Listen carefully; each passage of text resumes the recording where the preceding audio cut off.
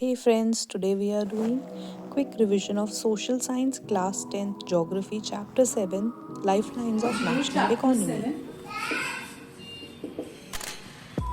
Lifelines of National Economy। ठीक है, सो इस चैप्टर में हम लोग पढ़ेंगे। सबसे पहले हेडिंग डालो, हम लोग देखेंगे मीन्स ऑफ ट्रांसपोर्ट कौन कौन से होते हैं। ये फ्लो चार्ट्स बनाते जाना। मीन्स ऑफ ट्रांसपोर्ट हमारे 3 तरह के हैं और पूरे चैप्टर में हमें यही कवर करना है। ठीक है, मीन्स ऑफ ट्रांसपोर्ट में सबसे पहले हमारा आएगा लैंड। ठीक है, फिर हमारा आएगा water and then air. Air में हम लोग फर्दर पढ़ेंगे। एयर में हम लोग आगे पढ़ेंगे डोमेस्टिक एयरवेज के बारे में, और एक हम लोग पढ़ेंगे इसमें इंटरनेशनल एयरवेज के बारे में।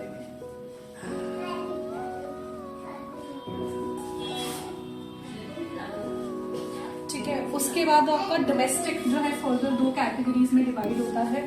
एक आपका होता है इसमें पब्लिक अंडरटेकिंग,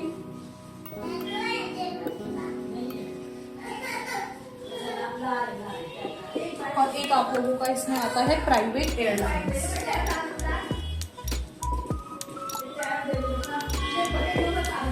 ठीक है, उसके बाद वाटर आपका होता है इनलैंड, लाइट खराब हो गई क्या, और ओशियन। ठीक है, उसके अलावा लैंड में आपका आएगा रोडवेज।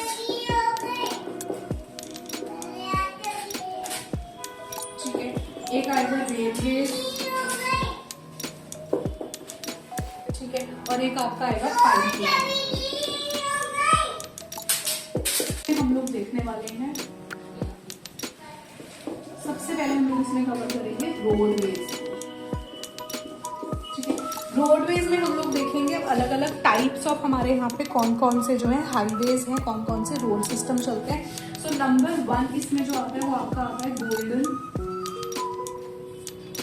क्वाड्रिलेटरल,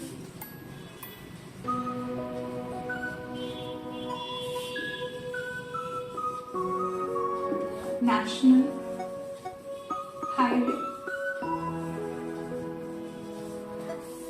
सेकेंड हमारा इसमें जो है वो आता है आपका नेशनल हाईवे।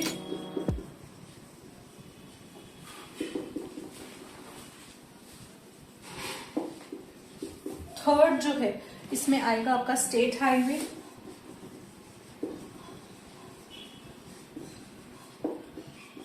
फोर्थ आपका इसमें आ जाएगा डिस्ट्रिक्ट रोड।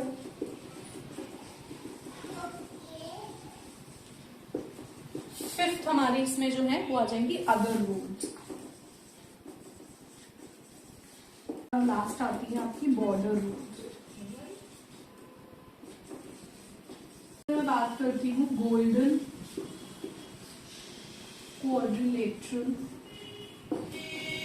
National highway. ठीक है, तो इसमें हम लोगों का आता है नॉर्थ टू साउथ कॉरिडोर।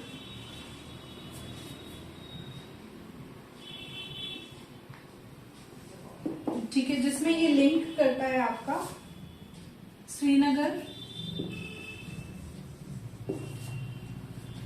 से कन्याकुमारी।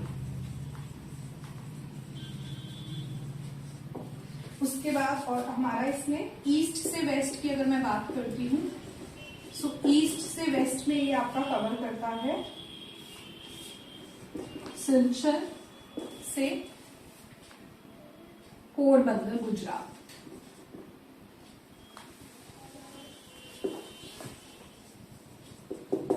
ठीक है, और ये सिलचर जो है ये आपका असम का पार्ट है। ठीक है, क्लियर है। सेकंड आ जाओ हमारे नेशनल हाईवे की हम बात करेंगे। सो नेशनल हाईवे पे हम बताते हैं, नेशनल हाईवे जो है ये कौन मेंटेन करता है, इसको मेंटेन करते हैं, maintained by CPWD. CPWD stands for central public works department. ठीक है। उसके बाद थर्ड अगर हम लोग बात करते हैं that is state highway. State highway जो है ये हमारी रोड्स को लिंक करते हैं, जो कि स्टेट्स में आपस में इंटरकनेक्शन बनाते हैं। और इन्हें मेंटेन कौन करता है? इन्हें मेंटेन करता है पीडब्ल्यूडी से मेंटेन करता है, जिसको हम कहते हैं स्टेट पब्लिक वर्क डिपार्टमेंट। आपकी डिस्ट्रिक्ट रोड आ गई। डिस्ट्रिक्ट रोड्स जो होती हैं ये आपके डिस्ट्रिक्ट्स को कनेक्ट करते हैं हेडक्वार्टर्स से, ठीक है। और इन्हें मेंटेन कौन करता है? इन्हें मेंटेन करता है जिला परिषद। फिफ्थ आ गई आपकी अदर रोड्स। अदर रोड्स में आ गई जैसे आपकी प्रधानमंत्री,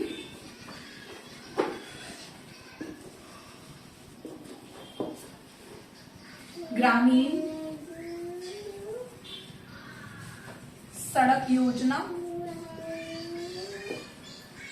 ठीक है। और इसमें जो है हम लोग विलेजेस जो होते हैं उनकी रोड्स को डेवलप करने की बात करते हैं। बेसिकली विलेज को कनेक्ट करना, विलेज की जो है आपकी रोड्स को कनेक्ट करने की बात करते हैं। देन सिक्स्थ आपकी आ गई बॉर्डर रोड्स। बॉर्डर रोड्स में हम लोग बात करते हैं इन्हें गवर्नमेंट ऑफ इंडिया के अंदर जो है हम लोग इन्हें डेवलप करते हैं, क्योंकि बॉर्डर्स को हमारे कनेक्ट करती हैं। और इसमें जो है बॉर्डर रोड्स में जो भी गवर्नमेंट ऑफ इंडिया है वही सारी कंस्ट्रक्शन और मेंटेनेंस का काम करती है।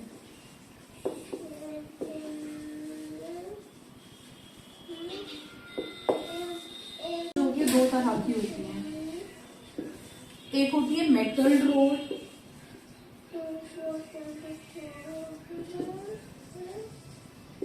और एक होती है आपकी अनमेटल्ड रोड, ठीक है। मेटल रोड कौन सी हो गई? मेटल रोड जिसमें आप लोग जो हम लोग यूज करते हैं सीमेंट, ठीक है, और कंक्रीट को यूज किया जाता है बनाने के लिए,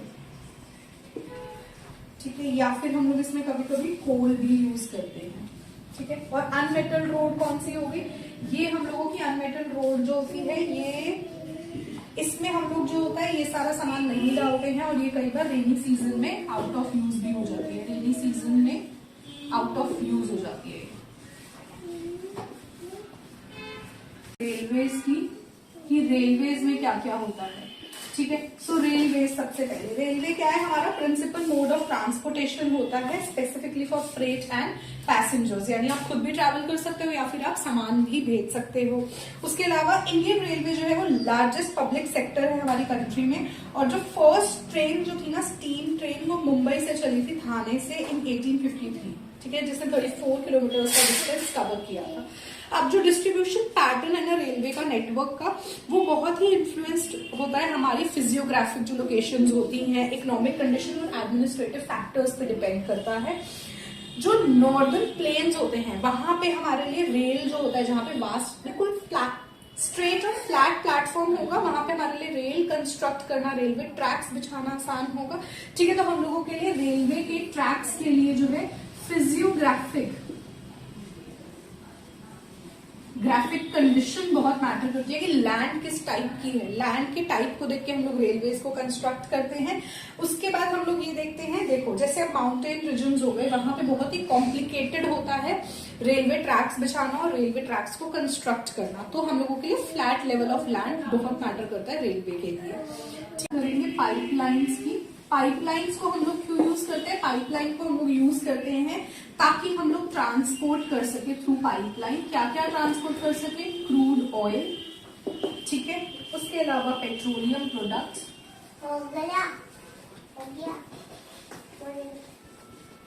ठीक है। उसके अलावा गैस जो हो गए, ठीक है, फर्टिलाइजर, ये सब हम लोग जो है बिग थर्मल प्लांट्स तक जो है हम लोग ट्रांसपोर्ट करते हैं। सॉलिड जो है वो पाइपलाइन में हम लोग कैसे ट्रांसफर करते हैं? सॉलिड को हम लोग कन्वर्ट करते हैं स्लरी फॉर्म में और थ्रू दिस स्लरी फॉर्म हम पाइपलाइंस के थ्रू इन्हें ट्रांसफर करते हैं।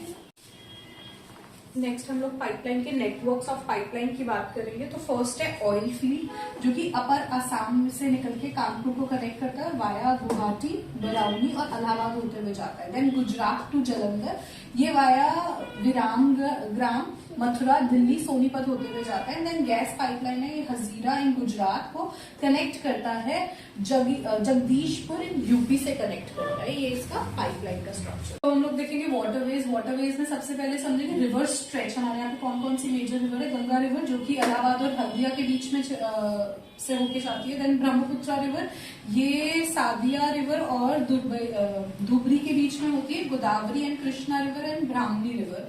उसके अलावा मेजर सी पोर्ट है हमारे यहाँ पे कांडला इन कच्छ, गुजरात सबसे बड़ा। उसके बाद जवाहरलाल नेहरू पोर्ट, ये जो मुंबई पोर्ट पे जो इतना ट्रैफिक रहता है शिप्स वगैरह को, उसको कम करने के लिए प्लान किया गया था। एंड देन मारगांव पोर्ट, ये गोवा का मेजर पोर्ट है। नेक्स्ट है हम लोगों का ट्रांसपोर्ट में एयरवेज। एयरवेज में हम लोग जो है बात करते हैं, ये वो मोड ऑफ ट्रांसपोर्टेशन है, ये डिफरेंट टेरेंस को जो है कवर करता है। जैसे हाई माउंटेन्स को कवर कर जाएगा, डेजर्ट एरिया को, फॉरेस्ट एरिया को, या लॉन्ग ओशियनिक स्ट्रेच, ओशन के ऊपर से भी आपको ले जाएगा किसी दूसरी जगह जाना है तो। सो डिफरेंट जो मोड्स है एयरवेज में क्या है? एयर इंडिया जो इंटरनेशनल एयर सर्विसेज प्रोवाइड करता है। पवन हंस हेलीकॉप्टर लिमिटेड, ये वो हेलीकॉप्टर सर्विसेज है जो oil and natural gas corporation से लिंक्ड है, और ये इनएक्सेसिबल एरियाज में हेलीकॉप्टर्स के थ्रू जो है ऑयल और नेचुरल गैस सप्लाई करते हैं। स्पेसिफिकली वो एरियाज जैसे जम्मू एंड कश्मीर हो गया, हिमाचल प्रदेश हो गया, उत्तराखंड हो गया। एंड देन इंडियन एयरलाइंस वो एयरलाइंस होती है जो आपकी नेबरिंग कंट्रीज को में ट्रैवल करने में हमारी हेल्प करती। ऑफ नेशनल इकोनॉमी के लास्ट 3 टॉपिक्स की, जिसमें फर्स्ट वन आपका आता है कम्युनिकेशन। कम्युनिकेशन यानी बात करने का तरीका। 2 तरह से हम लोग कम्युनिकेट करते हैं, एक होता है पर्सनल कम्युनिकेशन और एक होती है हमारी मास कम्युनिकेशन। पर्सनल कम्युनिकेशन में हम अपना पर्सनल कोई message through television, radio, press, film, book, Indian postal service, STD, call, इसके थ्रू हम लोग करते हैं। और जो एसटीडी है वो हमारी इंडिया में पूरे एशिया में लार्जेस्ट हम लोग जो है फोन कॉल्स यूज करते हैं। देन मास कम्युनिकेशन में हम लोग मल्टीपल लोगों तक वेरियस जो है मैसेजेस को पहुंचाते हैं, जिसमें हम लोग एंटरटेनमेंट या अवेयरनेस के मैसेजेस पहुंचाते हैं through radio, television, newspaper, magazine, books, film etcetera. Next हम लोग बात करेंगे इंटरनेशनल ट्रेड की। तो इंटरनेशनल ट्रेड क्या होता है? ट्रेड बिटवीन 2 कंट्रीज, 2 कंट्रीज के बीच में ट्रेडिंग होना इज इंटरनेशनल ट्रेड। उसको समझने के लिए हम लोग देखेंगे बैलेंस ऑफ ट्रेड। हम लोग देखते हैं कि एक कंट्री में बैलेंस ऑफ ट्रेड क्या कहता है। सो बैलेंस ऑफ ट्रेड को हम लोग कैसे समझते हैं? हम लोग समझते हैं, हम देखेंगे डिफरेंस बिटवीन एक्सपोर्ट और इंपोर्ट को हम देखते हैं, तो हम बैलेंस ऑफ ट्रेड निकालते हैं। बैलेंस ऑफ ट्रेड क्या कहता है? देखो, ट्रेडिंग एक कंट्री में बैलेंस होना। फेवरेबल बैलेंस ऑफ ट्रेड कब होगा? जब मेरी वैल्यू ऑफ एक्सपोर्ट ज्यादा होगी, यानी मैं गुड्स अपनी कंट्री से दूसरी कंट्री में ज्यादा भेजती हूं, तो वो बैलेंस ऑफ ट्रेड मेरे फेवर में आएगा। और जब मैं इंपोर्ट, बाहर से चीजें, वैल्यू ऑफ इंपोर्ट इंक्रीज हो जाएगी, तो वो मेरे लिए अनफेवरेबल बैलेंस ऑफ ट्रेड होगा। क्यों? क्योंकि मेरी कंट्री पे बर्डन पड़ गया, मैं बाहर से चीजें मंगवा रही हूँ तो उन्हें मुझे करेंसी पे करनी पड़ेगी, तो वो अनफेवरेबल बैलेंस ऑफ ट्रेड कहलाएगा। Last is tourism as trade. अब देखो, टूरिज्म बढ़ रहा है, लोगों की परचेजिंग पावर, लोग घूमते हैं, इंटरनेशनल जो है फॉरेनर्स कंट्रीज को विजिट करने आते हैं, तो टूरिज्म भी एक ट्रेड का एक मोड है, और वो भी एक कंट्री की इकोनॉमी को बूस्ट करने के लिए हेल्प करता है। सो टूरिज्म एंड ट्रेड कैसे काम करता है? देखो, सबसे पहले ये आपकी नेशनल इंटीग्रेशन को प्रमोट करता है। देन जब टूरिस्ट आएगा तो local handicraft and cultural pursuits increase होंगे, और आपका नेशन तो डेवलप करेगा ही करेगा, और इंटरनेशनल अंडरस्टैंडिंग भी बढ़ेगी। Clear? The chapter is over. Thanks for watching. Please like, share and subscribe to our channel.